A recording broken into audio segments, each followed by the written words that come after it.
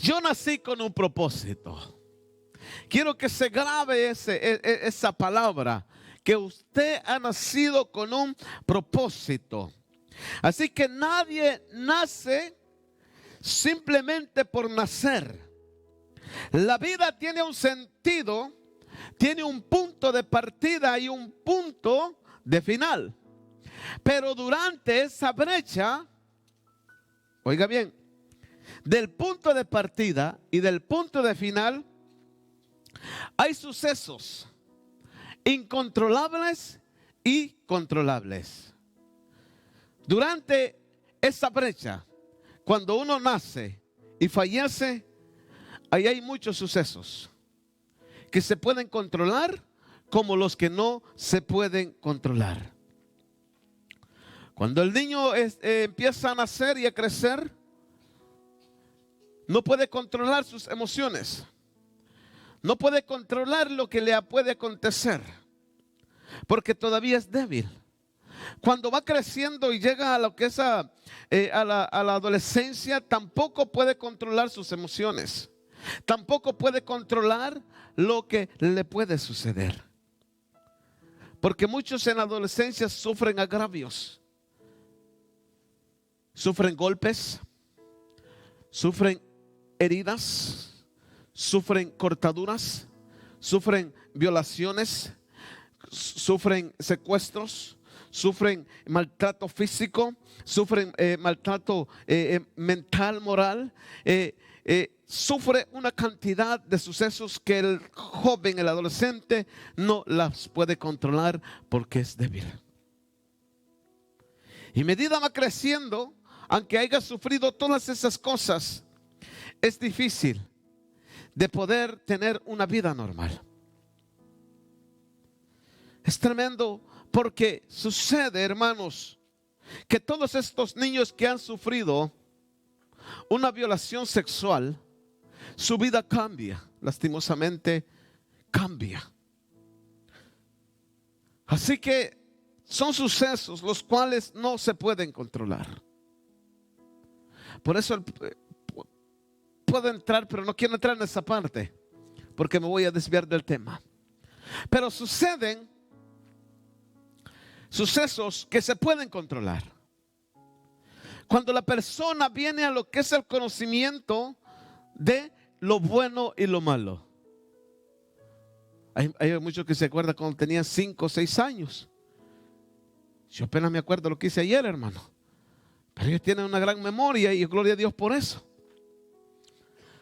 Pero cuando llega el momento de tener conocimiento de lo que es el pecado, de lo que es lo bueno, ahí depende del individuo que pueda controlar sus emociones, pueda controlar lo que le va a acontecer, lo que le va a venir y lo que va a vivir.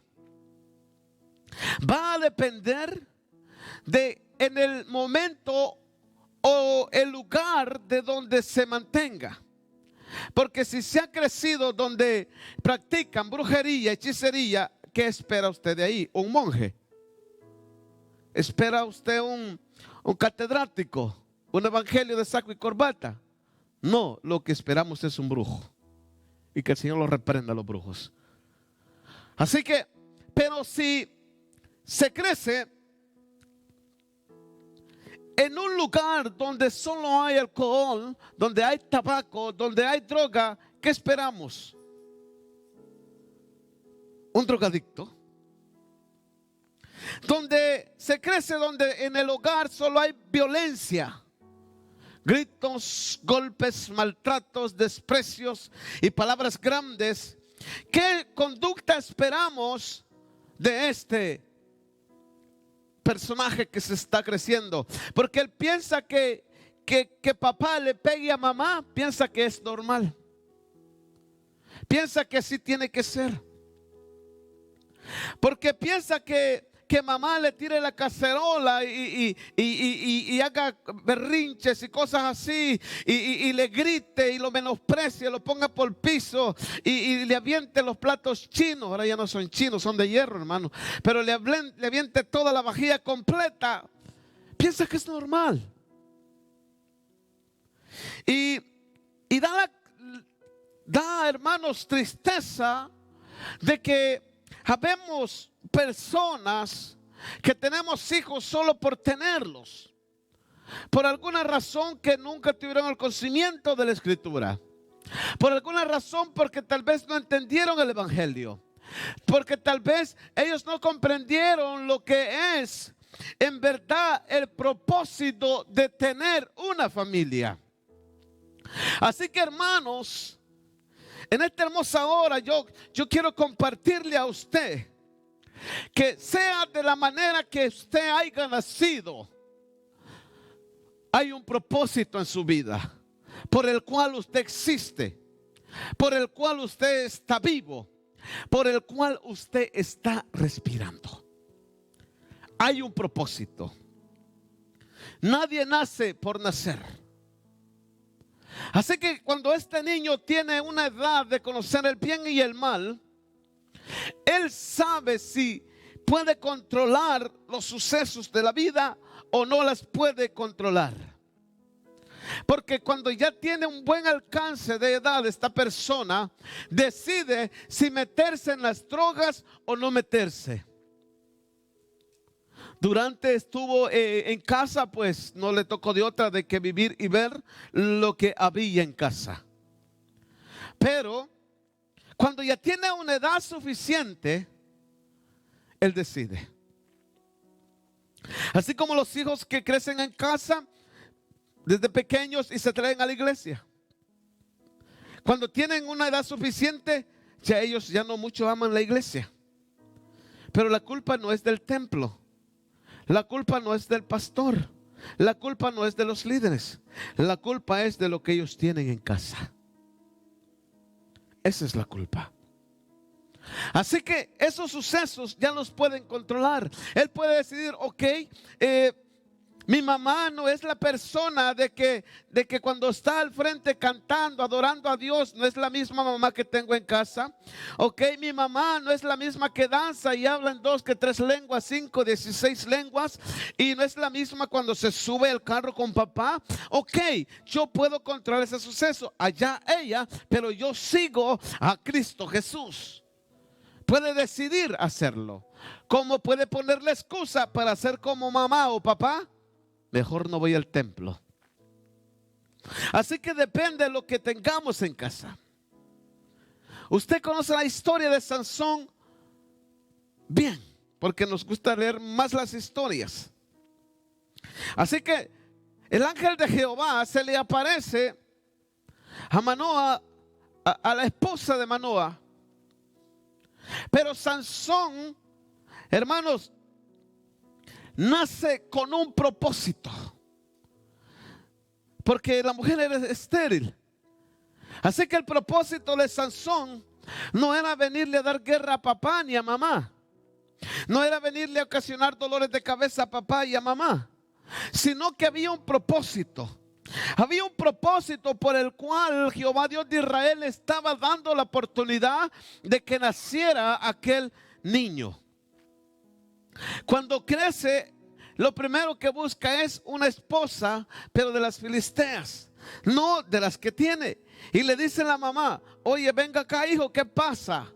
Que no hay entre tus hermanos mujeres hermosas, que estás escogiendo una filistea.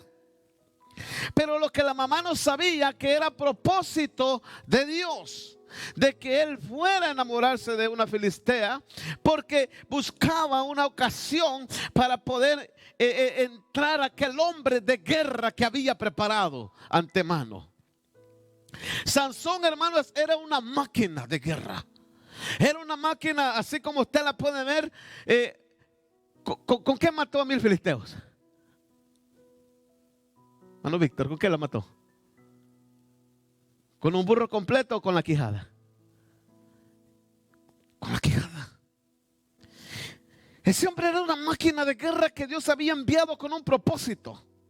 Un estilo Rambo, ¿me entiende? Ahí, ¿verdad? Sí, con la cinta en la cara, con el M60 en la espalda y venga, vamos a contra los filisteos. Sansón se metía hasta ahí tranquilo donde estaban los filisteos y venía aquella mujer y le decía: Sansón, los filisteos te atacan. Y Sansón se levantaba y despedazaba todo lo que dice que las cuerdas parecía como que el juego había tocado las hebras, amados hermanos. ¡Qué fuerza! Un propósito que Dios había puesto en Sansón. Un día le cerraron el balcón y dijo: bueno, yo tengo que ir a la casa a descansar. ¿Sabe qué pasó? Se enojó y arranca la puerta y se la pone al lomo y la va a subir a un cerro. Esa puerta no pesaba, hermanos, 300 libras. Esa puerta no pesaba 500 libras. Esa puerta no pesaba 800. Era la puerta de la ciudad, hermano. Pesaba toneladas. Pero aquel hombre la arranca y se la lleva. Porque había un propósito. Porque dice que había sido enviado como un libertador del pueblo de Israel. Un defensor de la causa de Israel. Así que Sansón se paseaba como Pedro por su casa en medio de los filisteos y nadie le hacía nada. Aparte de ser fuerte, tenía una destreza, una agilidad para pelear. Porque Dios había dispuesto poner el espíritu sobre Sansón. El espíritu para poder vengar los hijos del pueblo de Dios. Había un propósito. Aún hasta en la muerte, aún parado debajo del templo donde todos hacían fiesta, dice la escritura que le dijo a un joven: ¿dónde están los pilares de aquí del templo? Y le pidió perdón a Dios, se reconcilió con el Señor y le dijo: ¿sabes qué? Fíjate que esto me ha quitado los ojos, así que por mis ojos los voy a matar a todos. Y dice que al botar el templo mató más de los que había matado en toda su vida. Aún hasta en la muerte había un propósito de poder vengar lo que era la libertad del pueblo de Israel. Así que, hermanos, nosotros tenemos que ver el propósito con el cual usted vive. ¿Por qué usted existe? ¿Por qué usted está en la casa de Dios? ¿Para qué Dios lo llamó? ¿Por qué usted está aquí? ¿Por qué usted recibió el Espíritu de Dios? ¿Para qué lo tiene? ¿Para qué nosotros hemos sido llamados? ¿Sabe algo? Todo ser humano que nace con un propósito. Y puede decir: y si violaron a la mujer, es con un propósito. No es el propósito que la violen, pero ese niño o niña que nazca va a tener un propósito en la vida. ¿Quiere encontrar a alguien usted que es hijo de una ramera en la escritura? De una prostituta, como le llaman. O unas palabras diferentes, ¿verdad? Una muchacha que consolaba al pueblo. ¿Quieres encontrar a alguien? Vamos al libro de Jueces, ahí mismo donde está capítulo 11, versículo 1. Y usted va a encontrar un hombre. Dice la escritura: Jefté, galadita, era esforzado y valeroso. Era hijo de una mujer. Entonces estamos hablando que el papá de Jefté tuvo una aventura con una mujer ramera. Y la costumbre, lo normal era que la mujer ramera no cuidaba el hijo, sino que se lo daba al que se lo había engendrado. Por eso dice el Señor: aunque la mujer se olvide de lo que ha dado a luz, nunca yo me olvidaré de ti.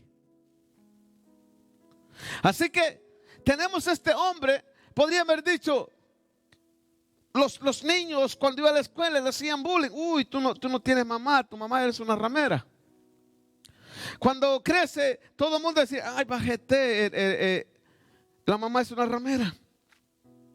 Los hermanos cuando crecen lo echan, lo corren porque no es de papi y mami, sino que es hijo de una ramera. El asunto es cuando las cosas se complican en Israel. Cuando las cosas se ponen en problema en Israel. Cuando se levantan aquellos hombres que saqueaban a Israel y no le dejaban ni para las pupusas. Nada. Tuvieron que venir a ¿quién? A Jefté. Y le dijo, pero si ustedes me corrieron, ustedes me sacaron. Entonces cuando vinieron, él le dijeron, queremos que sea jefe de nuestra casa. Me imagino que ustedes quieren que el hijo de una ramera sea el jefe de ustedes. Ustedes quieren que aquel que menospreciaron sea el jefe de ustedes. Entonces, amados hermanos, este hombre acepta ser el jefe. Y por mano de este hombre, Dios liberta a un pueblo. Aquel que era despreciado, aquel que no le querían, aquel que decían que en verdad no tenía propiedad, no tenía nada en aquel lugar que ver, vino a ser el que liberta el pueblo de Israel. Viene a ser el que destruye a los reyes, destruye a los malos, conquista para el pueblo de Israel,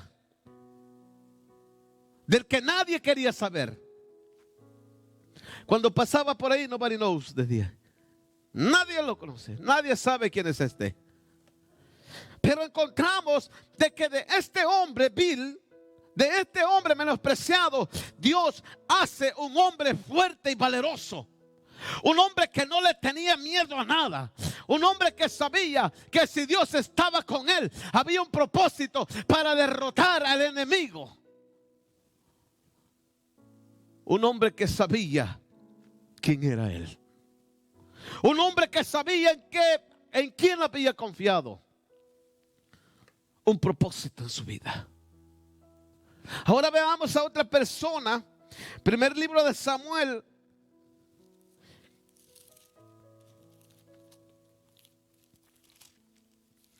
capítulo 1. Otra persona que es y nace con un propósito. Oh, bendito sea el nombre del Señor.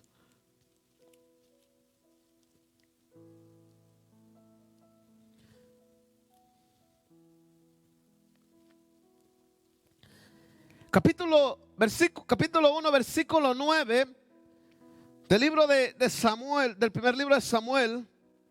Dice, y se levantó Ana después que hubo comido y bebido en Silo.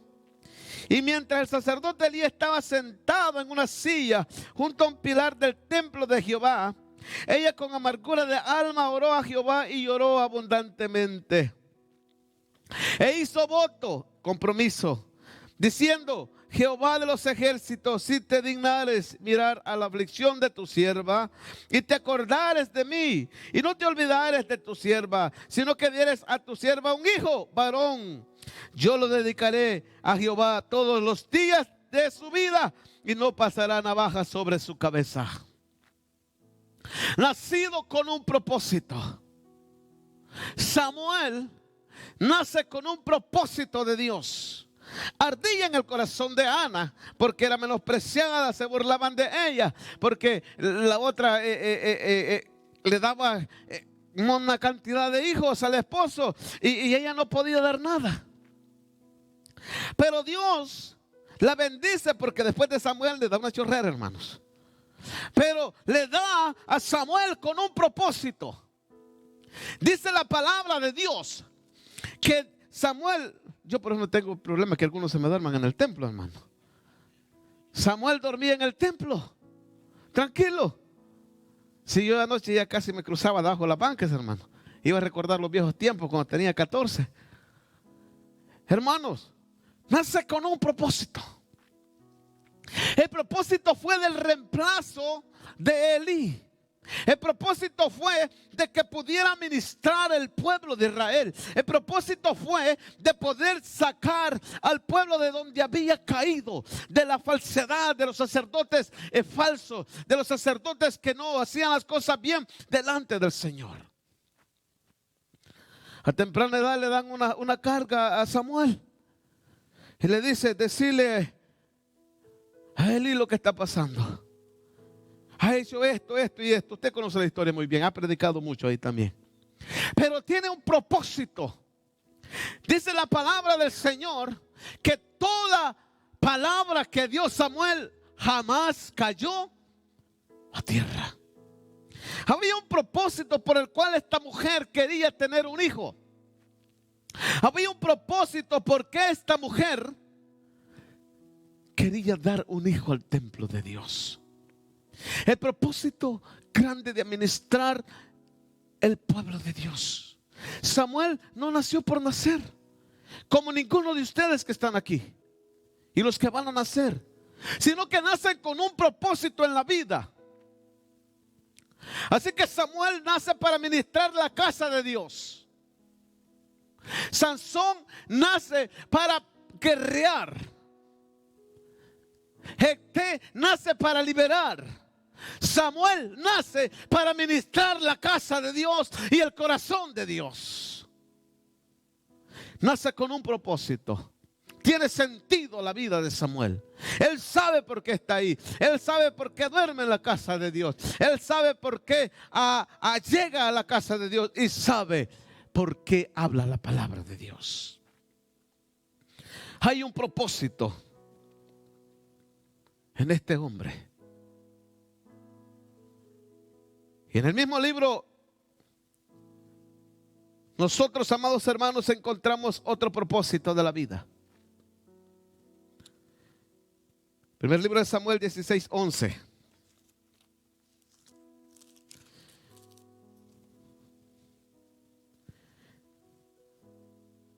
Entonces dijo Samuel a Isaí: ¿son todos estos tus hijos? Y él respondió: queda aún el menor, que pacienta las ovejas. Y dijo Samuel a Isaí: envía por él, porque no nos sentaremos a la mesa hasta que él venga aquí. Envió pues por él e hizo entrar, y era rubio, hermoso de ojo y de buen parecer. Entonces Jehová dijo: levántate y úngelo, porque este es. ¿De quién era hijo David?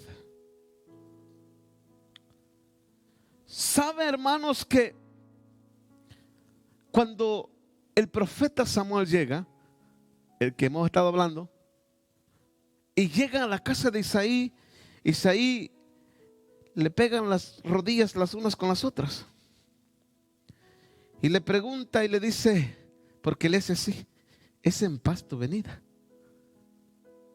Ahora no. Cuando llega el mentado profeta, todo el mundo está contento porque Dios le va a hablar, porque Dios le va a decir algo. Pero cuando llegó el profeta original, el de oficio, le pregunta: ¿es en paz tu venida? ¿No traes algún juicio? ¿Qué es lo que ha sucedido? Y él dice: pues Jehová me ha mandado a ungir a un rey aquí en tu casa. Y preséntame todos tus hijos. ¿Por qué razón no presenta a David? Hermanos, como cada quien tiene su punto de vista, ¿verdad? Yo tengo el mío y lo voy a presentar también. En la costumbre hebrea, cuando llaman a todos a la mesa, tienen que estar todos los hijos de papi y mami. Tienen que estar ahí. Y entonces, ¿por qué a David no lo traen? ¿Por qué David no llega? ¿Por qué David no está ahí? David tendría que estar en la mesa al llamado de Samuel. David lo confiesa, hermano.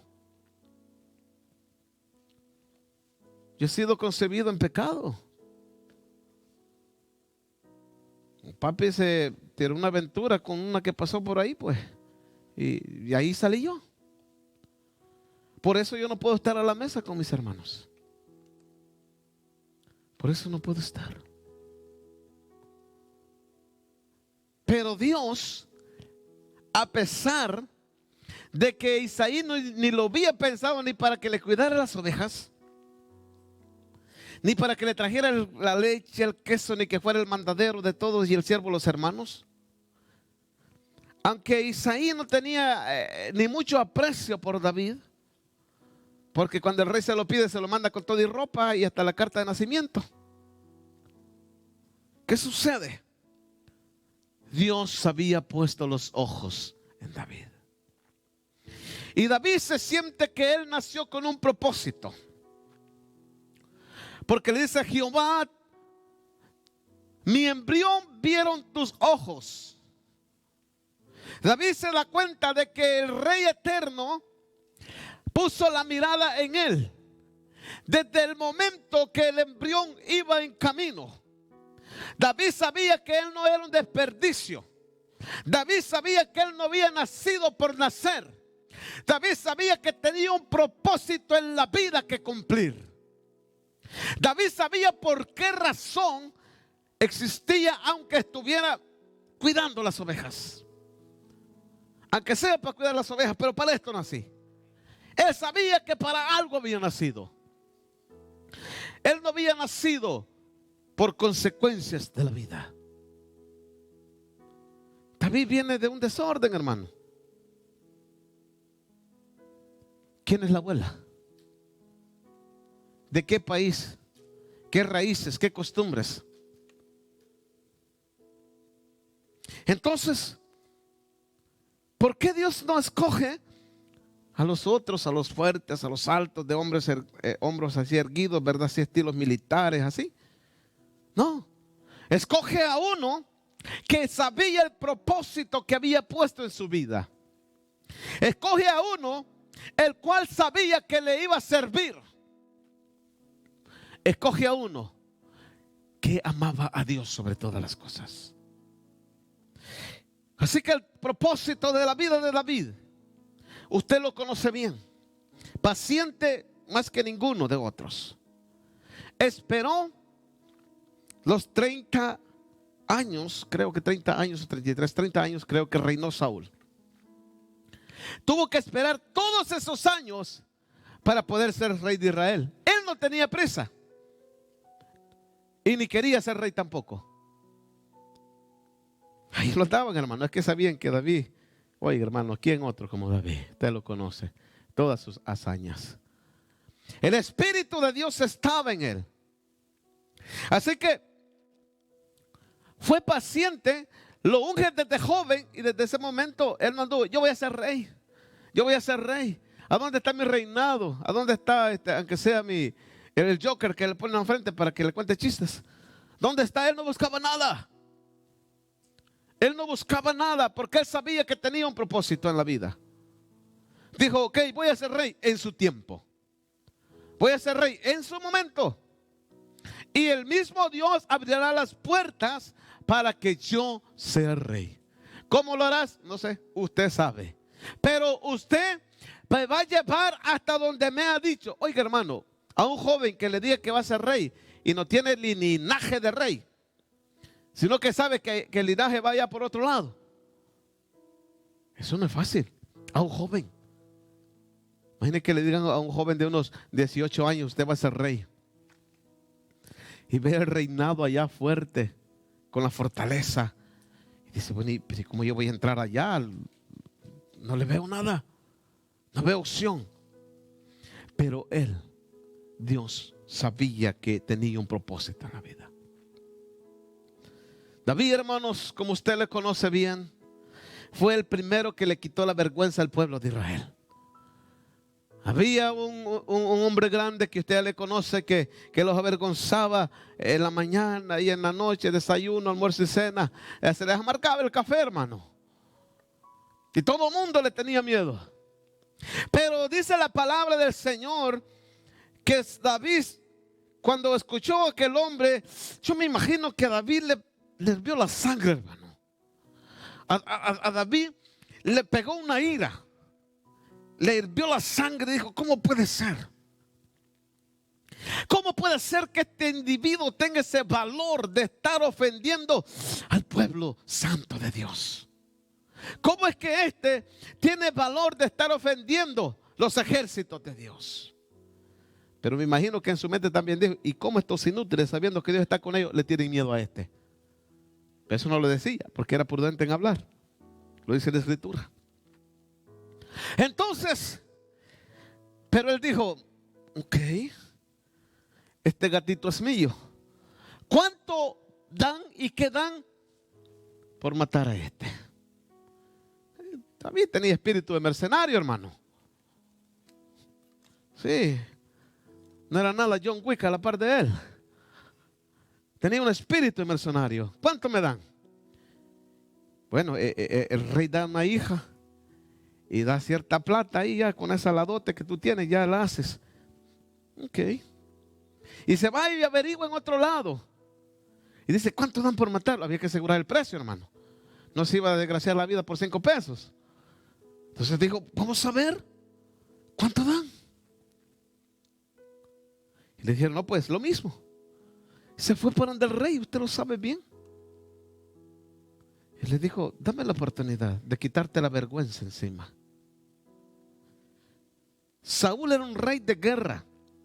Saúl era, dice, David los vio pelear y testifica que David y Jonatán corrían en el aire.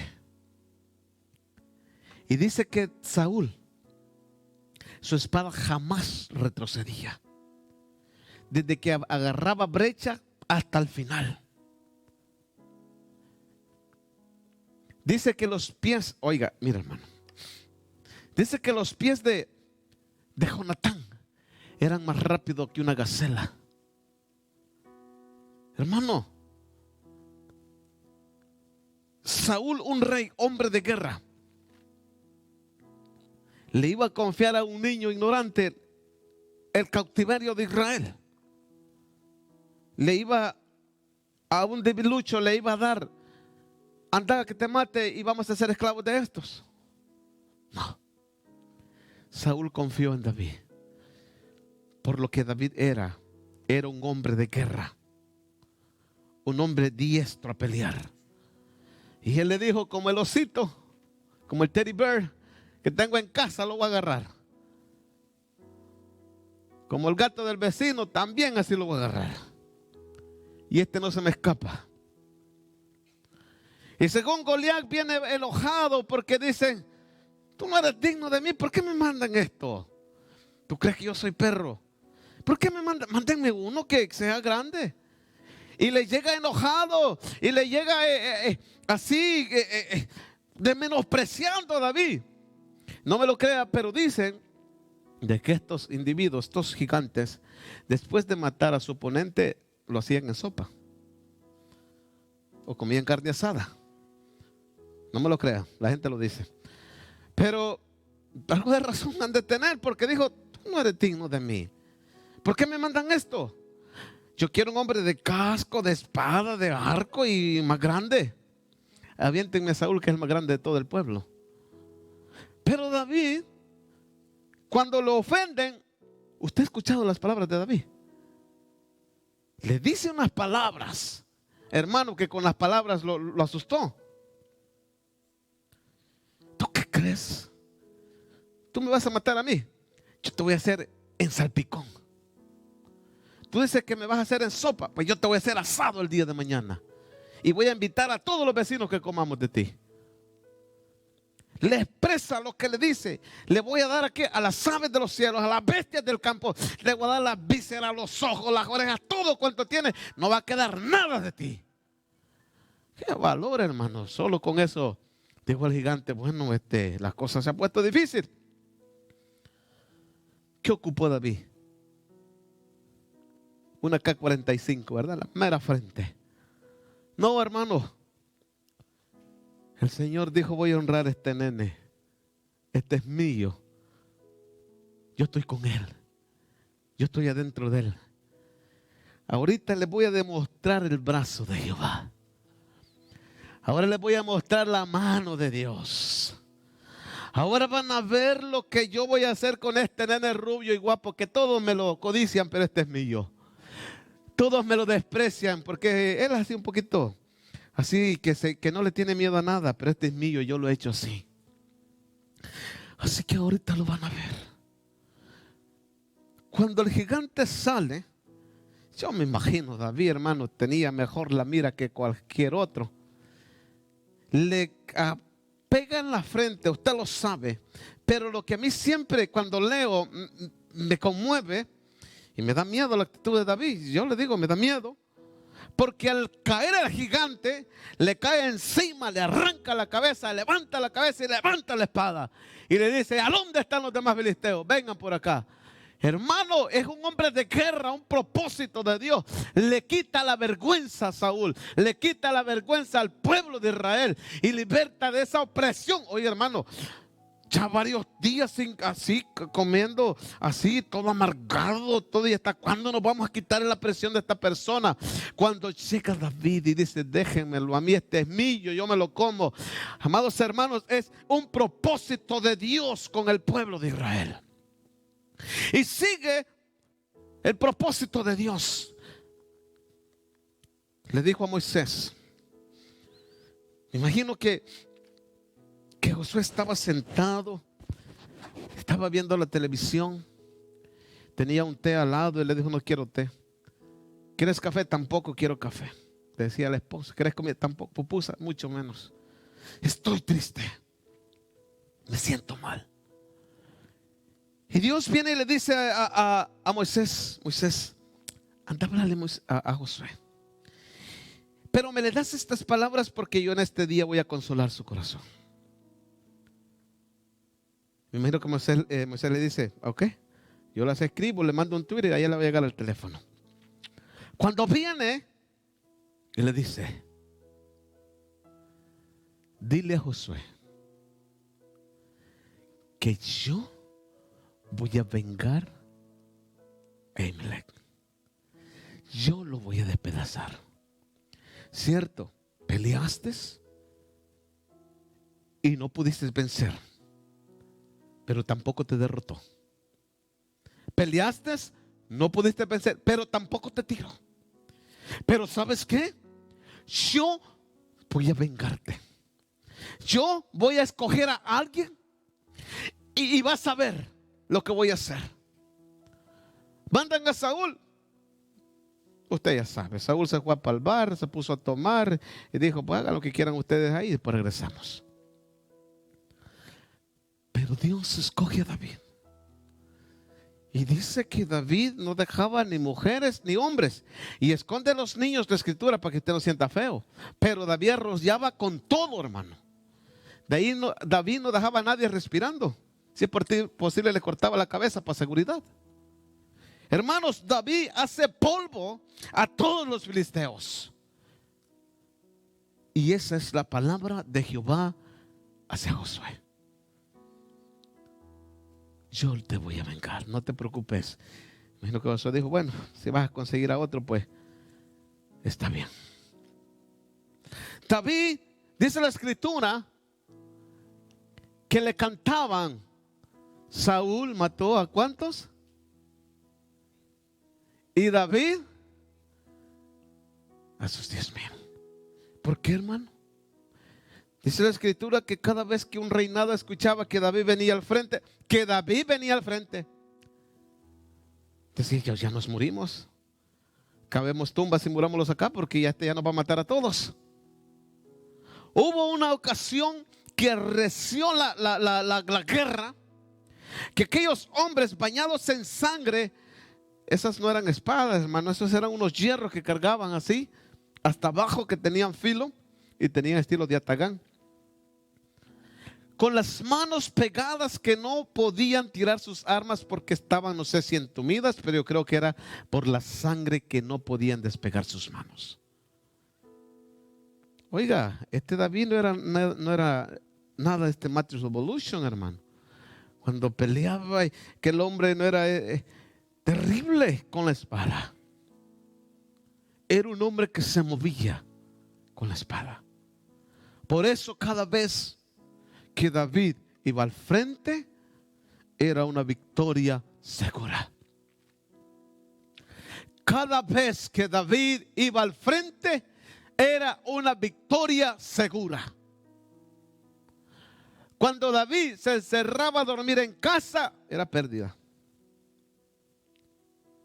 Porque había un propósito. Y el propósito lo vemos cumplido cuando fallece Saúl y toda la casa de Saúl. Hicieron rey a David. Sobre todo, Judá e Israel. Hermanos, hay un propósito en la vida de David. Sansón con un propósito de guerra.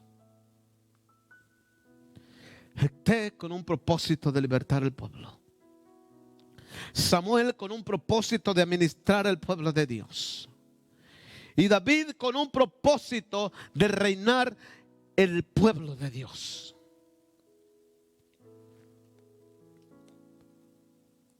Usted nació con un propósito. El propósito de Dios no es que usted ande llorando, no es que usted ande sufriendo. El propósito de Dios no es que usted esté enfermo. El propósito de Dios no es los amigos que están ahí en Facebook que anden drogos, que anden borrachos, que tengan problemas en sus vidas. El propósito de Dios no es que usted pierda la vida y usted vaya al infierno. El propósito de Dios no es que usted tenga una vida derrotada todo el tiempo. El propósito de Dios no es que en su vida haya un decaimiento terrible que ni usted mismo lo aguanta. El propósito de Dios no es ese. El propósito de Dios para su vida es diferente. Es para ser de bendición a los demás, para ministrar a los demás, para pelear por los demás, para poder hacer algo en la viña del Señor. Hay un propósito en su vida, el cual no tenemos que perder. El propósito de Dios no es que usted esté problemado. El propósito de Dios no es que los hombres se metan en adulterio ni en fornicación. El propósito de Dios es que sean grandes hombres de Dios. ¿Ha descubierto usted el propósito de su vida? ¿Ha descubierto usted por qué usted está sentado en la casa de Dios y usted está escuchando la palabra? ¿Sabe usted por qué está aquí? ¿Sabe para qué fue escogido usted? Yo lo invito a que busquemos el propósito de Dios. Porque usted tampoco fue escogido para estar sentado en una banca. Usted fue escogido para ir y predicar el evangelio. Usted fue escogido para dar testimonio de su vida, que Cristo Jesús habita en usted. No con la boca ni labios, sino que con hechos. Usted tiene un propósito en su vida. Usted no nació por nacer. Usted nació porque Dios puso los ojos en usted.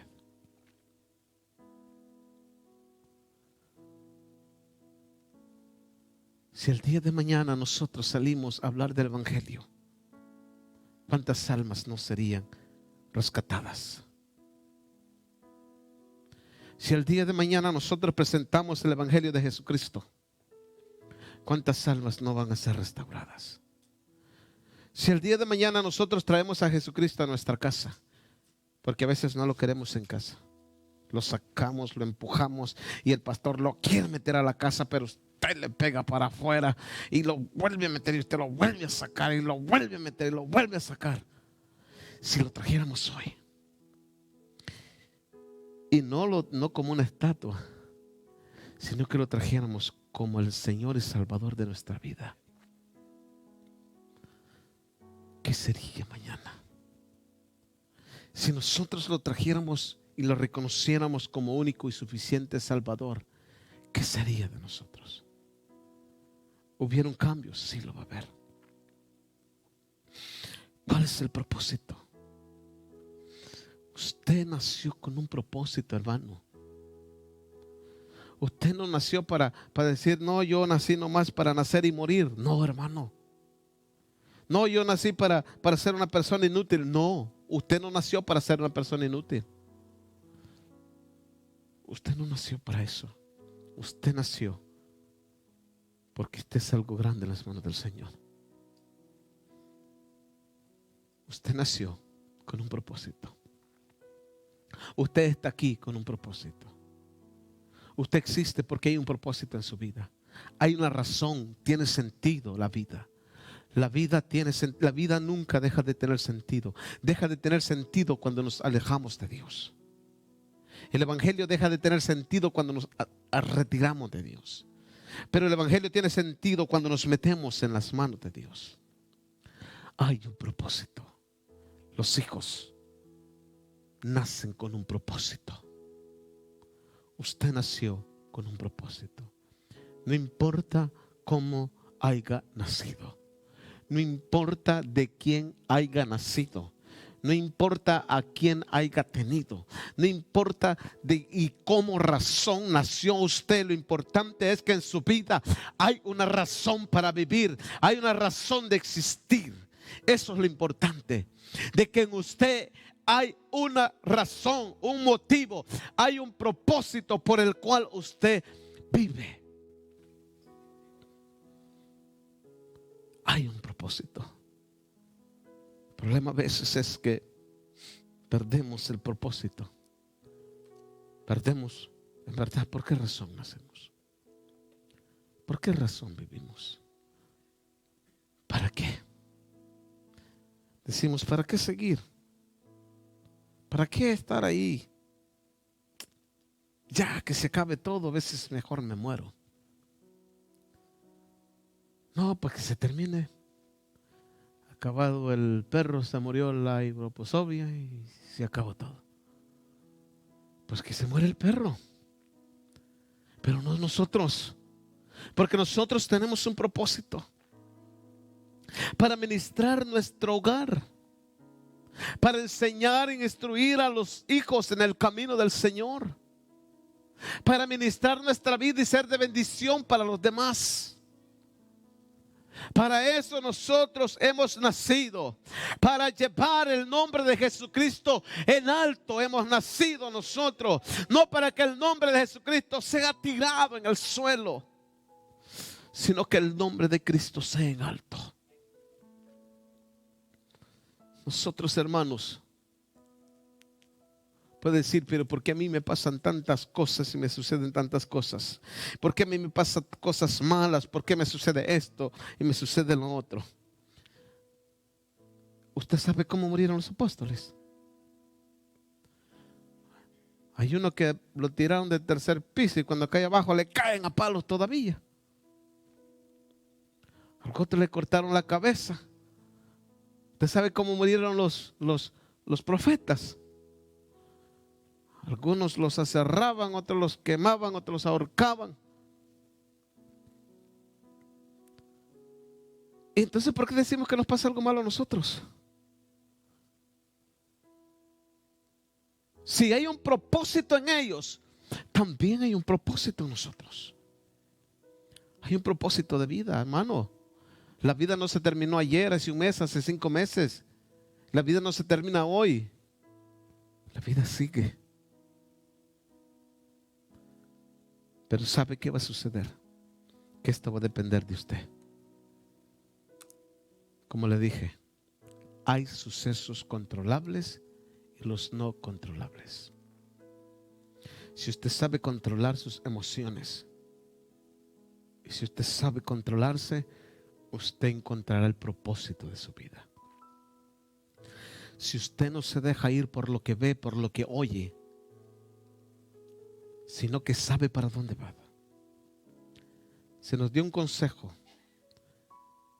y el consejo es que pongamos nuestros ojos en un autor y consumador de nuestra fe, que es ¿quién? Cristo Jesús. Si sabemos para dónde vamos, si sabemos quién es Él, el propósito lo hemos encontrado. Tenemos que saber, usted tiene un propósito y fue llamado para trabajar en la viña del Señor.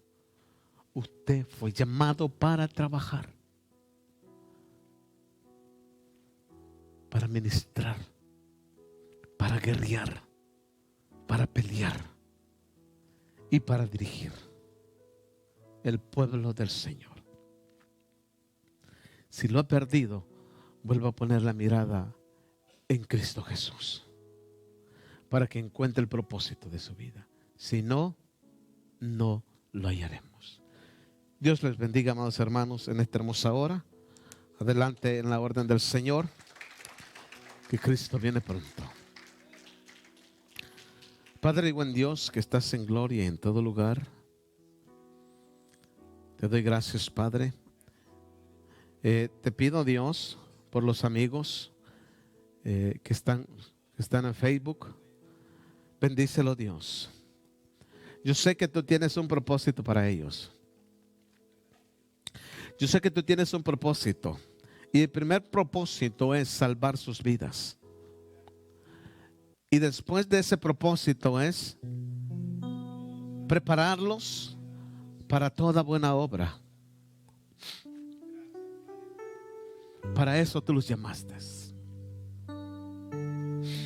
Tú los llamaste, Señor. Tú sabes bien para qué nacieron y por qué nacieron. Ya no viva renegando por qué nací. Ya no le diga al Señor por qué yo nací, por qué yo sufro esto, por qué yo paso otro. No. Mejor dígale al Señor: Señor, ayúdame a encontrar ese camino. Ayúdame a encontrar ese camino. Ayúdame a encontrar el propósito de mi vida. Ayúdame a encontrar el propósito por el cual yo existo, por el cual yo vivo, por el cual yo estoy vivo y estoy aquí. Así que yo voy a hacer un llamamiento para aquel que quiere recibir a Cristo Jesús. ¿Habrá alguien que quiera recibir a Cristo Jesús? ¿Habrá alguien que quiera reconciliarse con el Señor en esta hora? ¿Habrá alguien que quiera entregar su vida, reconciliarse con el Señor, dar un paso de esperanza, de fe? ¿Habrá alguien que quiera reconciliarse? ¿Habrá alguien que quiera pedirle perdón a Dios porque ha perdido el propósito de su vida y se ha desviado? ¿Habrá alguien? ¿Habrá alguien más? ¿Habrá alguien más que quiera pedirle perdón a Dios? ¿Habrá alguien más que quiera pedirle perdón a Dios porque se ha desviado del propósito para el cual fue usted escogido? Vamos, yo le espero aquí para orar junto a usted. Porque todos hemos nacido con un propósito. Todos hemos nacido con un propósito. Yo creo que es tiempo de que nos pongamos a cuenta con el Señor y podamos nosotros, amados hermanos, entender el propósito de Dios. Oh Espíritu Santo de Dios, ¿habrá alguien más? Señor, te pido por estas dos damas que están al frente. Tú conoces su corazón, conoces su mente, conoces, Dios de la gloria, las intenciones de su vida.